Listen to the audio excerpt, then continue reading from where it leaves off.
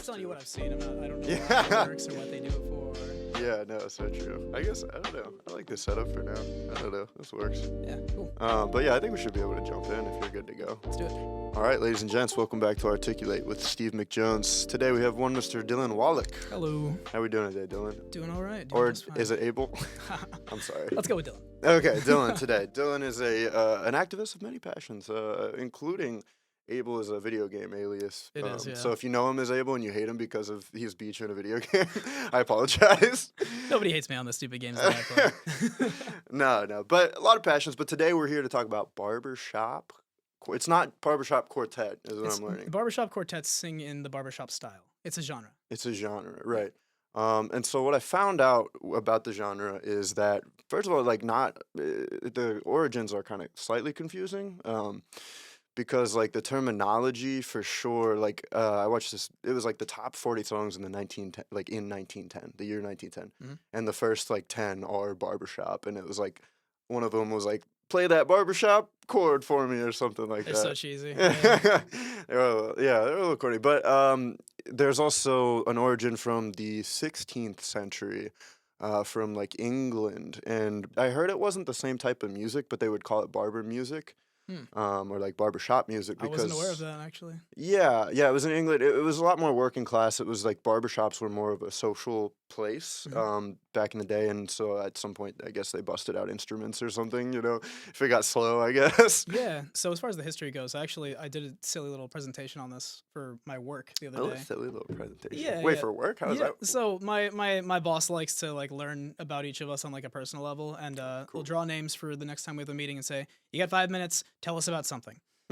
So I chose barbershop. So I looked a little bit into the history, and as far as I could tell, it seems to, at least in America, go back to, what was it, like the 19th century, so the 1800s-ish, and it was African-American culture where they would, barbershops, like in England, like you were saying, were these like areas where people would hang out, I guess also get their hair cut, but just people would hang out there, and back then people were more musically inclined, it seems, and they would just go and they would sing popular songs, but like as just four people without like instruments. Yeah, exactly. And then that apparently died down for a bit, and then the century turned, and then people were like, this is dying, we don't want this to die. So they kind of tried to revitalize it by creating these societies, one of which is like the historical one that like still hangs out. Societies? Societies, yeah. Oh, this is the part that they didn't brief me on in the Wikipedia page. So there's this one that's got a ridiculous acronym. I think it's SPBSQSA, which I'm going to try and remember what it means. It's like Society for the Preservation, something with E. And it's like, and then of really barbershop harmony singing, quartet singing. I don't remember exactly what it means. How many letters can we get in this? It was like 7 letters, man. How am I supposed to remember any of that? Right. They shortened it in the last like 30 years to BHS, Barbershop Harmony Society. Way better. They were the only ones that survived, so they could just claim the name, Yeah. Okay. Yeah. So they created these societies, and through these societies came like more different versions of barbershop. So it was the standard singing, the 4-person singing. Then they created a competition to like create spectacle to draw in more people into the hobby and keep it going.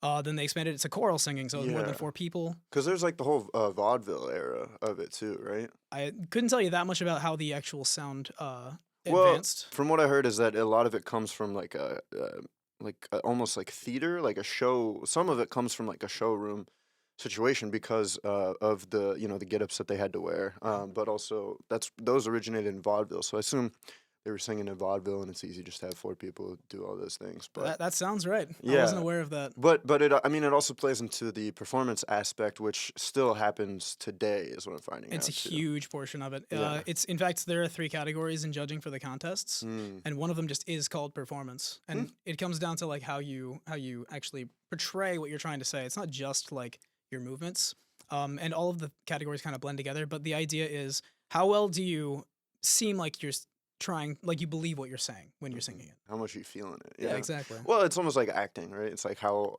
believable is what you're saying, you know what I mean? How believable is the scene? Do I buy what you're selling? There's this performance, I think from 4 years, no, actually I think it's 6 years ago, from a group called Signature, where they sing the song Dance With My Father. And the song is about how this guy wishes he could dance with his father again. His father's dead.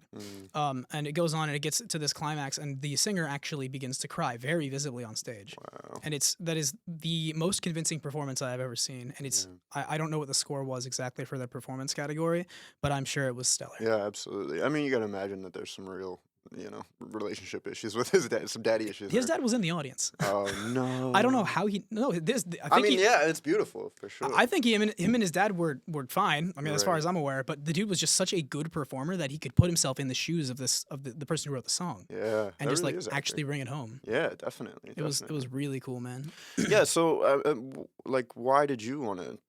What's your singing history? I guess. Give me a rap sheet here. I have a odd mix. So Okay. I started in middle school. I got dragged into the chorus. I sang lullabies when I was in kindergarten. I mean, everybody. To my mom. when I was a kid. Everybody sings a little bit growing up, right? Yeah, It's the yeah, most yeah. accessible instrument in the world, right? Right, Everybody's right. got it. So I sang. I got dragged into the chorus. I was a little kid, and I was like, "This is lame," and I didn't want to do it. But then somebody told me I was like decently talented at it off the bat. So they're like, So in my little head, I'm like, "Oh, I'm already good at it. Let's just see where this goes." So I Yeah. started singing. I get more and more comfortable with it. And In middle school. in middle school, Do and you, then do you remember what you sang? oh man, it was Blackbird was my first solo. Blackbird by the Beatles. The Beatles. Wow, that's a good one for sure to be a middle schooler. and Thanks, sing. Mr. Prime, if you're watching. So that I started there in chorus. That's how I started to learn. Like, okay, I have a decent voice, I can sing. And then I'm a little punk, so I'm like, let's start a band. Oh, for sure. That's the obvious next step. Of course, next step. What did you like play an instrument, or did you want to sing in the band and you knew people that played instruments? I had played guitar since I was in second grade, Oh, so cool. I was like bad, but I didn't know I was bad. Yeah. So I got 3 other idiots who kind of knew how to play instruments or were willing to learn. So we tried to figure that out, and it kind of died down. And then I joined a music school where I actually met people that did know Oh, how you to play joined a their music instruments. school? Yeah, I got Like for high school? no, like Oh, like on the outside. side. Yeah. like School of Rock. Yeah, but yeah. not that one. That's how I learned how to play guitar. I had like a formal Okay. teacher, and I met other musicians there, and then we basically just played around. I'm from Medford, New Jersey, and we would play around at like PJ Wellaghan's and just random places around in the area, and I played that through high school, and we got pretty good, more or less. Yeah, yeah, yeah. And then in college, What type of music? that was punk cover usually. Punk cover. Yeah. Because I know you're a punk guy. Yeah, At yeah. heart. Yeah, it was like Blink-182, Weezer. Hell Yeah, Bro, Weezer mentioned. Let's go. Weezer, they were huge for us. We played like 6 or 7 of their songs. Really? Yeah. Well, it's all power chords, Yeah, in fact, I mean, almost all of it's power chords. Right. Yeah, so is that like Muse, Weezer, So this was what, 7th to all the way through high school. Wow, The band nice. broke up because we had to go to college. Oh, so sad. But Yeah. honestly, it's kind of a wholesome ending, I think, as Yeah. opposed to like you guys hating each other because of dating girls or something like that. I don't We know. did kick out a drummer at one point, but What? aside from Can I hear the drama? yeah. Let's go. Basically, the dude got into a relationship. He kind of called it, and then Oh, he wow. would show up to fewer and fewer rehearsals, and we were like, man, we kind of need this instrument to be at our rehearsals to like actually perform. Quote of John Lennon, bro. Come on. Yeah, so we found another guy. I was in jazz band in high school at the time, so I knew other guys who could play the drums. This guy Evan Yeah. joined up, and dude was a machine. Dude was really good. He just jumped Mm. right in, fixed everything. He didn't even have to practice because like he just Hell kind of yeah. knew the songs, and Yeah. he would just fill in. Well, again, they're pretty power pop Yeah. chordy type songs, Yeah. but Well, that's no, cool. he played drums, right? So it's, You yeah, kind of just hop in for yeah, that. you just feel the transitions. You like go. Yeah. Easy. That's my understanding. I don't play drums. That's my understanding of how it Yeah. works. Speaking of jazz, do you have do barbershop people have a contempt towards jazz at all? Because apparently that's what drowned it out in the mid 1900s. Yeah, right? they do. yeah. The BHS, when they're grading you on your arrangements, which is one of the things that actually matters, not just how well you adapted to the style, they force you to use a certain amount of minor seventh chords to make it sound barbershoppy. Yeah. And then, of course, a lot of this is up to discretion, but they specifically need it to sound the way that they want it to sound. And almost no jazz songs are translated particularly well into the barbershop style. So if you bring jazz to the contest stage, you are playing with fire. Wow. Anyway, band. I was in a band, broke up at the end of high school, and then went to Penn State for college. Joined up on an a cappella group there. So Oh, cool. that was when I Yeah. made my formal transition in my mind from I am a guitarist and a singer to I am a singer. Okay, yeah, and I feel like that's the band mentality versus kind of like the arranged mentality. You know what I mean? I don't know what the exact difference is, but did you feel I don't know. It's like the difference between a band and then like a singing group is what I feel. Yeah. Yeah, I feel like the little punk in me would look at my current state and be like, "What went wrong, Yeah. man?" Yeah. How Probably big group. was the group? It's called Blue in the Face. We Nice. were depending on the year, we were somewhere between 12 and 16 people. Okay, I like the name a lot. Yeah, and the word face at the end is FACE, which is the way that people memorize the staff for music reading music. Oh, So really? that's the pun. It's also singing till you're blue in the face. You know, Yeah. it's That's goofy. funny. And blue is the Penn State's color. So Oh, okay. Oh, so true. That's a really good name. they made it work. They made it Yeah, work. no, and Sadly, we have to explain it to everyone, so it's not Yeah. that great of a name. But you know, Right. Well, and I thought it would be cool if you did like bluesy stuff. we actually really didn't. It was No. mostly poppy stuff. All right, But wasted that's name. it's I hate the name now. too bad. It's acapella, man. It's that in itself is just kind of a genre, which technically barbershop is acapella music, right? But we Mhm. almost nobody ever calls it that because they don't want to be associated with the acapella people know. Like what is it? Yeah. There's that one movie that everybody has seen that's acapella singing. Pitch Perfect? Pitch Perfect. Yeah. That's what everybody thinks. So if you say we sing acapella music, they think Pitch Perfect stuff. Yeah. Very yeah, very yeah. different. I want to get into that, but not until we get to the barbershop Sure. version. So, yeah, because you don't have any contempt towards acapella. No, yeah, I'm. Yeah. In fact, I tried out for one, and I'm in one, I suppose, Yeah. in Philadelphia right now. Which we can get to later if you like. Yeah. But yeah, tracking myself through the history. Spent 4 years in college, sang. I had like a solo like every semester there, and then Oh, hell yeah. yeah, humble brag. Because that was well, and I also like the community aspect of the singing groups because I was thinking about this yesterday. Like I saw a really good choir play in a church, and it was beautiful, and they were like really really good, right? But it's also like I don't think any of them are going for to be like play in front of what is it like Kennedy Center or Yeah, whatever. yeah. You know what I mean? Or like play at any huge spaces. They're doing it because one, they like it, and two, maybe for the community, like their local community or something like that. But I mean, was that a big part for you in college? Was it like your your main group? That was my friend group. Yeah, the friend group. Blue, That's blue what in I the face. figured. Yeah, that's how I met people. Was through my hobbies, obviously. Right. So yeah, I was close friends. In fact, my current career is what's it called? It's shaped by members of Blue in the Face. Oh, really? I met the vocal percussionist when I joined there. Was in the College of IST at the time. I was a computer science major, and he basically said, "Why are you doing computer science?" And at the time, I was just thinking, I don't know, I like video games, Yeah. and I wanted to be a software engineer. So he was like, "You can totally do that, but like not hate your life if you just join IST at Penn State." I'm like, Yeah. all right, sure, why not? Okay. Cool. Yeah, so I joined up, and I'm a software engineer now. I get the same role that I would have gotten if I was a computer science major. Hell yeah. And bonus, I met my current girlfriend through that. So Nice. That works out. yeah, it all works out. Do you feel like you learned a lot with singing through those 4 years? Like, how much does your understanding of like, music in general come through actually just performing? Singing is the weirdest instrument because you can just learn to sing and not learn about music that like underlies it. I would say that if you want to learn about how music is performed and it's like the aspects that what makes things that sound good, why they sound good to given people, and it might sound different to different cultures and whatever, Yeah. it comes from actual study, not practice. It's unavoidable in a lot of other musical disciplines, but there are a lot of dumb singers, and I would consider myself one of them. Yeah. Yeah. So I don't know. I feel like I could have learned a lot more. I didn't. I really honed in on the performance aspect. I got really good at singing, not music. Right. Were you just like kind of you felt more naturally drawn to that? And you felt like it was a kind of a better talent that you had? I think I have the curse of the gifted kid with this. I was naturally pretty decent at singing from the beginning. And so because I didn't have to study to be good off the bat, I never learned to study this kind of thing. Yeah, So I yeah, never yeah. had to actually go down that route.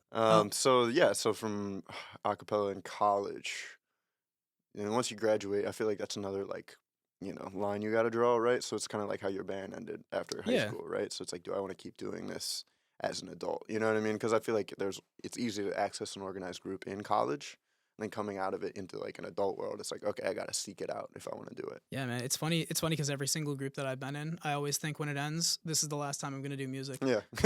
It's yeah, you're right. I got out of college and I was like, I guess that's behind me now. And I went on. I moved to Bethesda in Maryland, and I started working as a software engineer for Geico. And I was like, Sponsor? don't know. That lizard is a slave driver. Sorry, this does not represent the opinion of this podcast. This is my opinion. That's okay. It's your episode, bro. Yeah. Sorry. So yeah, I thought I was done with music, and at some point, COVID kind of was like on the horizon. I didn't know that as much, but I was getting bored anyway. And I was Mm, like, you know what? I could just go do something. I don't yeah. have anything to do. There's no groups around me. So I went out and I lived real close to Bethesda Row, which was like the commercial area in there. And I would busk there. I would play. Oh, really? Yeah, I would play guitar on the side. I would open my guitar case, get a couple dollars here. I mostly just wanted to entertain people. I didn't really care about the money. Yeah, yeah. Busking is really fun, and I didn't bring this up on the busking episode, but I there was one point in when I was a senior in high school, actually, during the October month, I had some of these kids that I was friendly with, but didn't really hang out with, but they wanted to do like an October like Halloween band type of thing, and then Cool. just play outside of like the movie theater, which was like a little little square center that we had in our town. Cool. And so I brought the banjo out, and we would play like Paint It Black and like I forgot you played banjo, yeah, man. yeah. Yeah. I forgot about but the rush is like what's interesting about busking is that it's just people walking by, and usually you're kind of just playing to yourself, and then Mhm. some people like stop and listen a little bit. But when more than one person kind of stops, you kind of have to put on the performance a little bit. 100%. Yeah, and then you start really getting into it. And yeah, I mean, there was one time where we got like we were playing what's that the dun dun dun dun dun dun dun dun dun Island in the dun. Sun. Or Yeah, wait, no, not that's Island not Sun. Island in Wait, the Sun. Blister in okay, the Sun. Blister in the Sun. Real, You're that right. was close though. Yeah, Yeah, yeah. Weezer gets in my head sometimes. Yeah, it's in my head all the time. But yeah, no, and getting a whole crowd into it and everybody like singing and having it is fun. It can get really fun like that. Dude, busking is so fun. And you were with a group, right, when you were doing that? Yeah, like 2 or 3 people. Dude, doing it on my own was the most, maybe it's because I'm an introvert, but it was the most like socially anxious thing. Standing up there, just starting to create this sound in an otherwise quiet area Yeah. took a lot of courage for me, Yeah. personally. Imagine doing stand-up comedy in a bar where they don't know that there's about to be stand-up comedy. That happens so much. I It's can't so- imagine. I just came here to just get couldn't do wings, it. and now there's comedy. Cool. Yeah. No, not cool. Hopefully Some people bonus. are like, You know, for the longest time in Barbershop, there was and I think this got repealed like last year. There was an ethical statement that it is unethical by BHS's standards to subject people to barbershop when they did not consent to being subjected to barbershop. whoa, really? Yeah, yeah. And then my No, I ex roommate respect Jonah it. got put in the ethics chair, and he's like, "That's not a rule anymore." That's awesome. Yeah. So next stage. Next stage, yeah. Mhm. I got bored in Bethesda because I lived in an expensive little studio that had nothing open because COVID was happening, Mm. and I just had to pay a ton of money to live in this tiny box and have no friends around because I moved there for work, and COVID happened so early that I didn't really make my roots in the area before everybody shut down. Yeah. So I was like, all right, whatever. I'm gonna call this person I just referenced, Jonah, the person who became the ethics chair of BHS. Yeah. I called him up. I was like, hey, How'd you know him again? actually, we worked on a rock climbing course in middle school. I was like a counselor in training, and there was like a little rock climbing area there, Yeah. and he and I both worked there at the same time. Oh, cool. Yeah. So I called him up. I said, "You're living in Philly, right?" Yeah. At the time we played this game, Final Fantasy 14, online together a Mhm. lot. So we were just Abel. talking, and yeah, that's where the name Abel comes from. Yeah. And then I'm like, "Yo, do you need a roommate? Do you want a roommate? I need to get out of here." And he's like, "Yeah, sure." So we figured that out, and Nice. and I was just playing music, and he's like, "I need a tenor for my quartet. Do you want to join?" And I was like, "I've never been trained in anything like this. Are you sure you want me?" He's like, "We'll make it work." And that's kind of how it started. Yeah. So how was that like transition into formality, like the formality of barbershop, I guess? It was a bit of a, I wouldn't say a culture shock, but there was definitely like a growing to it sort of deal. Barbershop has a lot of like unsaid rules, and lots of people. Everybody knows each other or knows the body of music, which we should talk about Absolutely. what tagging is. I don't know if you looked into that. Yeah, apparently tags have become like their own thing. That's the big thing in barbershop. But Interesting. there's a lot of this upfront like learning that you have to do to like become a barbershopper. That it took me a bit to get into. Thankfully, the group that I found was pretty willing to teach me. I imagine both because they're friendly people and because I'd pick up on things pretty quickly. Yeah, because I'm a baller. Yeah. Well, it helps. It helps. Right, it helps for sure. Yeah, so I mean, walk us through that process. I mean, did you probably had to audition, right? For the chorus, so the way the chorus at the time. Oh, sorry, for the quartet. Mm. Yeah, so there was a trial period basically where in fact sorry, he said you need. I phrased it like he was looking for a tenor at the time. They were looking for anybody. There were 3 people. One of them was guaranteed to be the bass. The other 2 were pretty flexible. And at the time, because they didn't know what I could do, they put me on lead. And Oh wow. I should probably go over just at least for the audience. Yeah, let's break it down. What barbershop is, and then like Right. what a So quartet I think looks you like. can start with like the idea of a quartet because that's like the foundation of a barbershop group, right? Yeah, for sure. Okay. So barbershop comes from quartet singing. Quartet singing is 4-person homophonic music, a cappella. So no accompaniment, no instruments, nothing in the background. It's just the 4 singers, and it's really it's usually just the words that are the pieces of music. So in college a cappella, as a contrast point, lots of like what people will be saying at any given time is do gene gene gene, whatever, like any syllable that they could be making music on, but it's not usually words.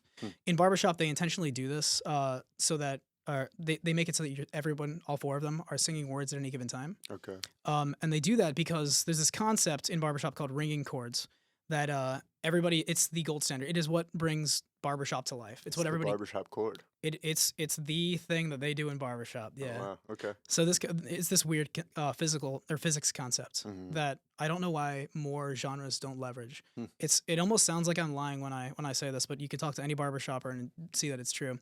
What happens is there are 4 voices singing, and they're all singing different notes, sure. But when you are listening to a very good barbershop quartet sing, you will hear 5 or 6 notes at any given time. And what's happening is something in physics, in acoustics, is the 4 sounds sound so similar, and the waveforms are so similar that they actually work off each other, and then they create other notes that are in the chord just by interfering with each other.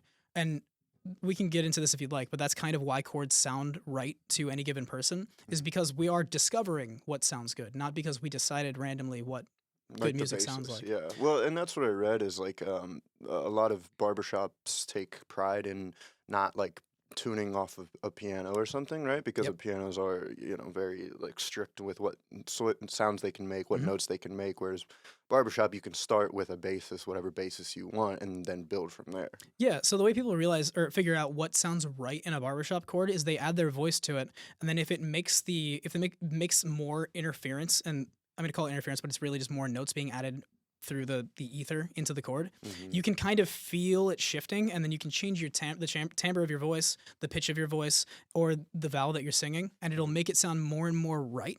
And to most people, it's just that simple. But it is a physical concept that's happening here. There are more notes being produced and getting closer and closer. It's kind of like if you ever tuned a guitar, where if you hit two notes that are supposed to sound identical, and you're trying to tune it, and like the waveforms will like collapse and become one sound, or it'll like interfere more and more as they get further away. Yeah, it's the exact same concept. Huh? That's cool. That's cool. So the 4.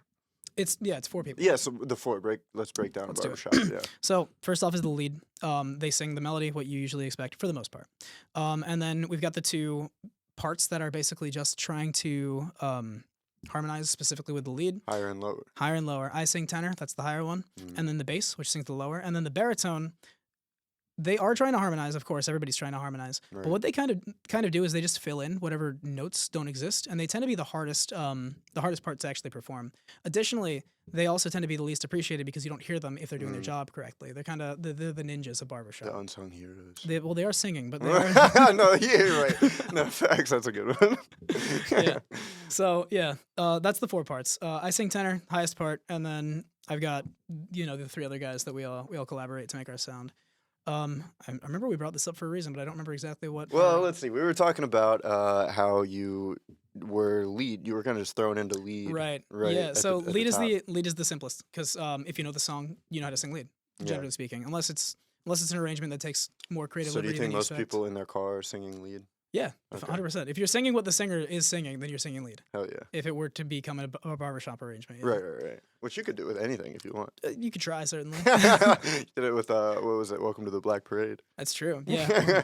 Don't release this very soon. Okay. But yeah. I'll censor it. No, yeah, so Yeah, if you're singing lead, then like it's the easiest because you don't have to learn necessarily what barbershop is or like really like to thrive in it. You just sing what you know the song to be. Yeah. So they put me on lead off the bat, and I'm super not fit to be a lead. So usually the lead. Was that come from that little like the shyness a little bit? Yeah, probably a little bit. It's Okay. yeah, I'm a more introverted person, and it doesn't translate well to stage for that kind of. You need to, if you're gonna really excel as a lead, you kind of need a big personality. Yeah. Really just convey the story. You're the one telling the story. That everybody else is kind of like an auxiliary piece for the actual story you're trying Well, to it's kind of portray. like a band, right? Like you have the lead singer that Yeah. is usually the face of it, and then the other people are the instruments, which can have as much personality, but for the most part, can typically sink into the back. Yeah, it's the same concept exactly. Yeah. So I went out, I tried to sing lead, and another reason that I'm not particularly suited for lead is I have a very, very high singing voice. Mm. And a lot of the arrangements, well, while I can hit the notes, if you sing things that are outside of your like comfortable range for any amount of time, it tires out your voice way faster than if you were singing a note that's natural for you. Oh. So I would go out there and I would be gassed like I don't know 45 minutes into any rehearsal. God forbid a performance. Does that mean your voice like goes away? Yeah, it means I start being unable to hit anything that's like or any speak even in anything Oh, that's that's not natural to you. yeah, like that's you're not saying. natural Yeah, exactly. yeah, yeah. It's have you ever tried to like assume a voice for a very long time? Yeah, yeah, yeah. Yeah, you might find that you tire out and can't do it for super long. Huh. Yeah, That's pretty cool. exact same concept. Yeah, yeah, yeah. So I tried to sing, and it tends to be down here, which is like something I could sing in, but I can't do it for super long. Mm. So we switched me to tenor, and we're like, wow, this just sounds way better. Like, Nice. yeah, and then also my current lead is that he just has he's even if he didn't sing in the lead range, that man would always be a lead. His personality just forces him to be the front of the stage. For Okay. sure. Yeah, yeah, yeah. That's fair. So He's the rock all star. fell into alignment, and now I'm the tenor in the group. Yeah, cool, cool. So can you get into a little bit more about the baritone, like what the baritone does? Yeah. So the baritone basically, well, Because I obviously always thought the baritone was like just the lowest bass, like the no lower of the two baritone basses. actually in traditional singing is above the bass. It's Really? like a mezzo between or a medium between the anything above the bass range and bass. Yeah. Yeah. So it's like a pseudo bass. Okay. But baritone in barbershop isn't even that. Mm. Sometimes they go higher than the lead. Yeah. They don't usually go lower than the bass, but they can be comparable to the bass. Right. Basically, it's just any notes that need to be in the chord that don't exist in the chord with the other three parts is what the Yeah. baritone sings. Yeah. So oftentimes you can find in arrangements that barbershop baritones will sing like very confusing, almost nonsensical like progressions of notes Mm. because they're just trying to like fit in where everybody else is going. Different chords can be vastly different sounding based on one note's shifting and the context of that chord is in. Yeah.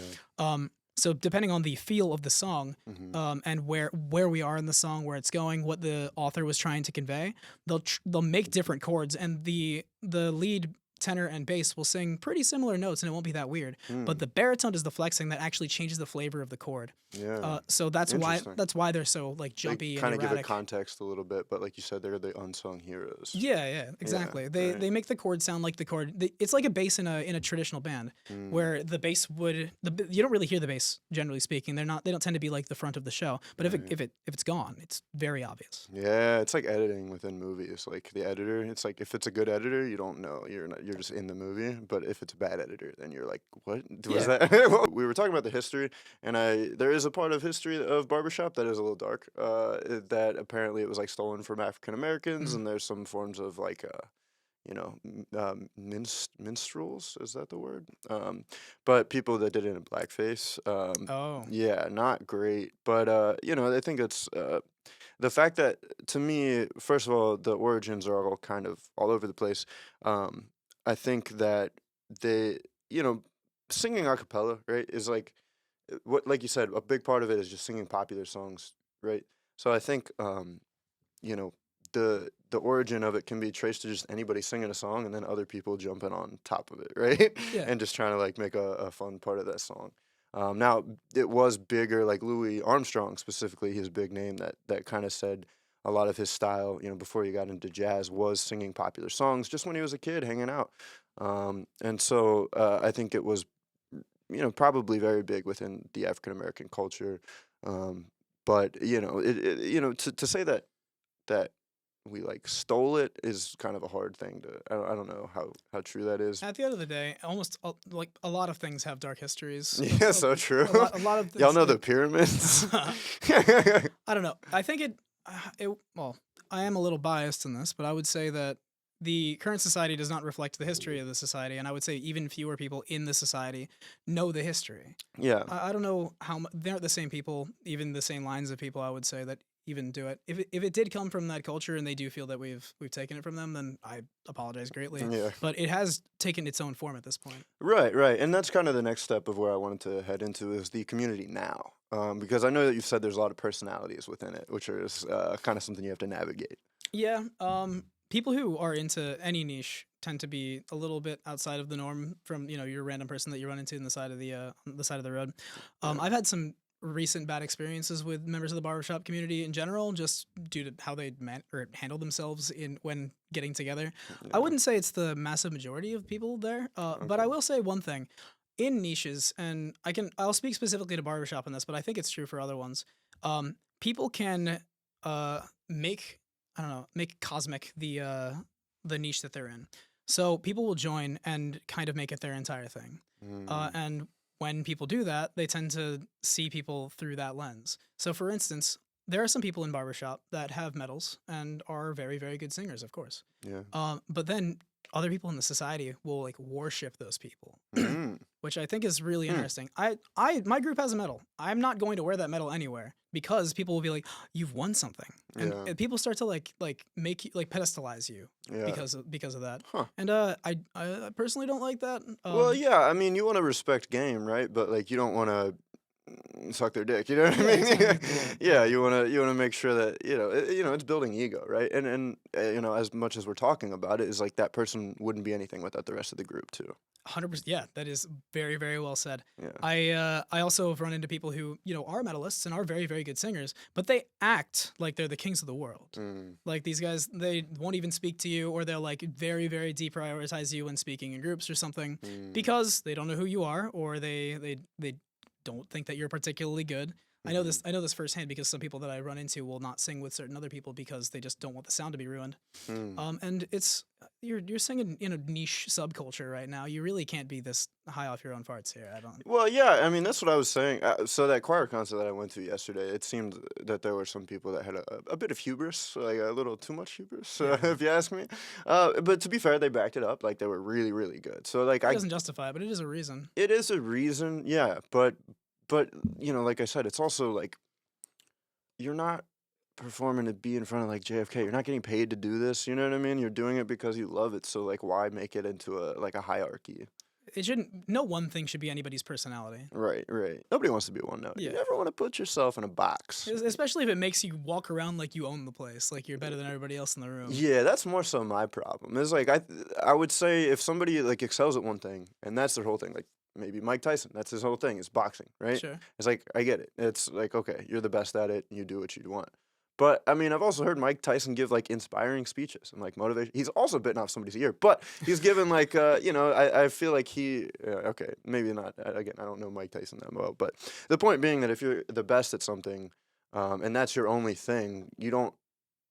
I feel like it's not helpful to anybody to be a cock about At the end of the day, dude, we're all hairless apes walking around doing stuff. Yeah. None of us are. Don't get me on my philosophical stuff, better. bro. I won't. All right. Because I'll get I don't into think it. I don't think it's appropriate for people to be walking around like they're inherently better than anybody else. That's where I'll leave it if you don't want to go any further. Yeah, I agree. But so what does like the societal structure look like today? Yeah. So I mean, it's usually built into events. Of course, there's like a board and they run everything, but it's In the country or in the world? it's an international society. Whoa. That kind of includes like 8 countries total, more or less. I like the whole world's invited, but those are the countries that like actually have like presence. Yeah. Yeah. So it's international. It's always in America because it was made in America, and Classic. most of America is like, or most of barbershop is in America. Yeah. So they always host it somewhere here. Last year it was in Louisville. Okay. This year it's in Cleveland, Ohio, for the international contest. Okay. But there is a board. They run things. It's usually their job is to create events and then like run the society, like figure out what ethics are, have people join, figure out dues, manage the money, that kind of thing. Yeah. And then How the real things expensive that is it? Do you mind? dues. It depends on if you are just a member or if you are like in a chorus or a quartet. There's extra tacked on. I think I paid like $60 this year, something like that. It wasn't that bad. Okay. And they put together kind of the shows, concerts, some of the competitions, stuff like that. They put together the competitions, and I think it's just the contests that they put together. The shows tend to be self-managed. The choruses themselves will put them on and figure out the spaces, the funding, the whatever they need to do to get it together. Yeah. Quartets are on their own 100% every single time. Right. And then I think the contest is kind of the claim to fame in this society these days. I mean, yeah. Yeah. Capitalism. Yeah. But yeah, it's the main thing that they do, and it's really the focus of Barbershop right now. Is it's come from like a people for the preservation or whatever the acronym stands for of the style to Barbershop is a contest, an international contest on this style going forward. And there is a music style that the music style is the vehicle for the contest at this point.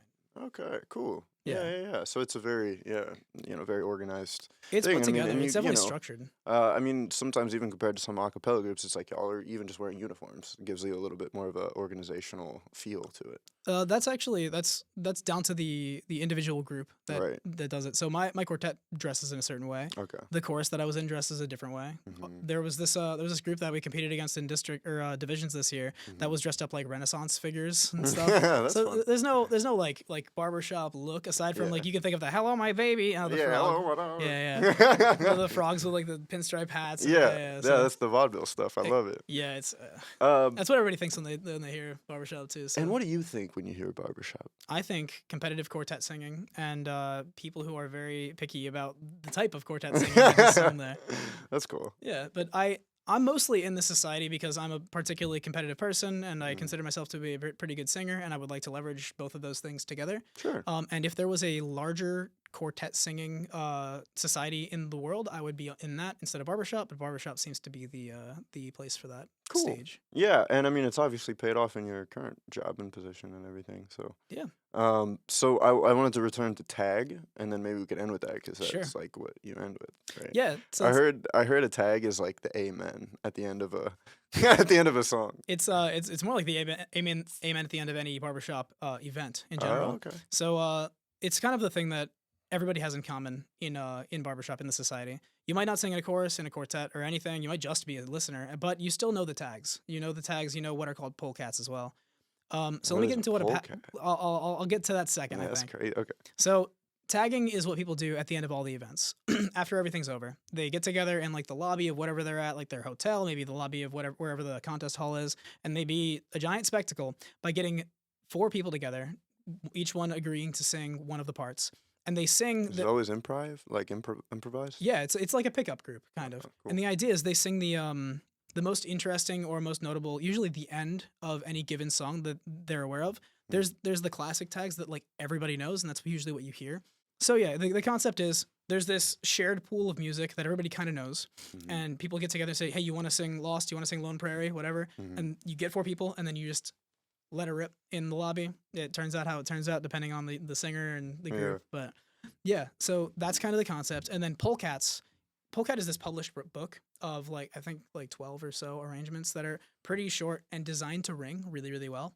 And people in the society, I'm an exception, know like the whole book, like front to back on like every part, and they can sing it, and like it usually comes out really well because they're designed to just to be really, really easy to pick up with other people. Yeah. And there's a second book that people also know, but it's basically this charter of longer tags that are designed for this concept, and everybody knows them more or less. Oh yeah. Yeah. Yeah. Very, very fun. Very cool. So it's like kind of put a period at the end of the sentence, or like. It's a celebration. I would say some people even look forward to the tagging section more than the like going to see the barbershop quartets sing. Yeah, because it's like it feels more spontaneous. Like I said, I mean, improvised a little bit, but spontaneous and just kind of it's almost like a toast, I think. I've been to events where we'd end the night, say at like 8 p.m. and sing tags until like 2 a.m. Whoa. We would just keep going. Oh, so it can be long. Oh, I thought it was like a short, sweet, like. No, like everybody's in a mass, and then you find 4 people sing, and they're like, all right, I'm gonna go tag with somebody else. You walk over to some other group, and you sing there, and then it just goes on. It's just this joyous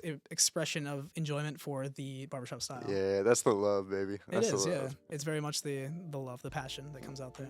Nice. I think that's probably a good little sweet spot to end it. Sure. Hopefully, I mean, I don't think I passed over anything, or is there anything else you wanted to? I got nothing for you. Okay, cool. Well, yeah, that's a good sweet tag to end on. If you want to shout out like I don't know, Instagram or like your group or check out the Balance Quartet on Instagram. Okay. Yeah, that'll do. The The On Dallas Instagram. Quartet on Instagram. You got any concerts coming up or anything? Do we? I check the Instagram. Okay, sounds good. Check the Instagram. All right, Dylan. Appreciate you coming out. I'll give you a little cheers. Cheers. And we'll wrap it up.